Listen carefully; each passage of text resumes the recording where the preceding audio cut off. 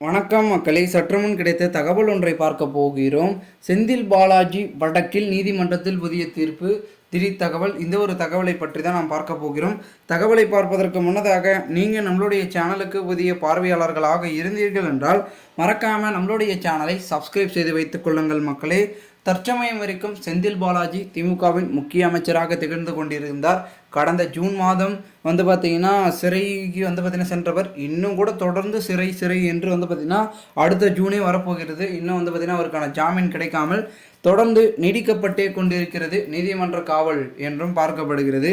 அதன் மூலமாக தற்பொழுது வழக்கின் ஆவணங்களை செந்தில் பாலாஜியிடம் ஒப்படைப்பு அப்படின்றதான் பார்த்திங்கன்னா ஒரு தகவலாக கிடைக்கப்பட்டிருக்கிறது.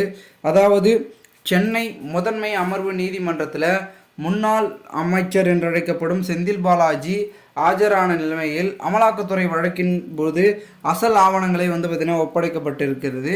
அதில் பார்த்திங்கன்னா சட்டவிரோத பண பரிமாற்றம் தடை சட்டத்தின் கீழ் அமலாக்கத்துறையால் செந்தில் பாலாஜி அவர்கள் கைது செய்யப்பட்டது ஆவணங்களுடன் நிரூபிக்கப்பட்டிருந்த நிலைமையில் அவருக்கான ஜாமீன் என்பது தொடர்ந்து பார்த்திங்கன்னா இல்லாமல் போய்கொண்டிருக்கிறது என்று பார்க்கப்படுகிறது.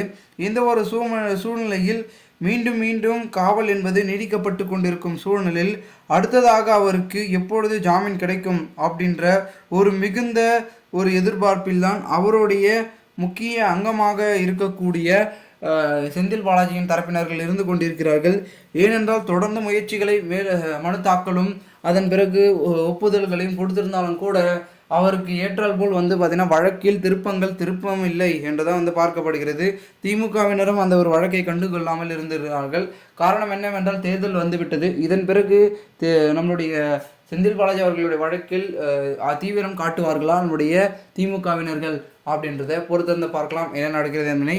மேலும் இது போன்ற நீங்கள் அரசியல் சார்ந்த நிகழ்வுகளாம் தினசரி தெரிந்து கொள்ள நம்மளுடைய சேனலை சப்ஸ்கிரைப் பண்ணிவிட்டு கூட இருக்க பெல் ஐகானை ஆல்ல கொடுத்து வைங்க மக்களே. நன்றி.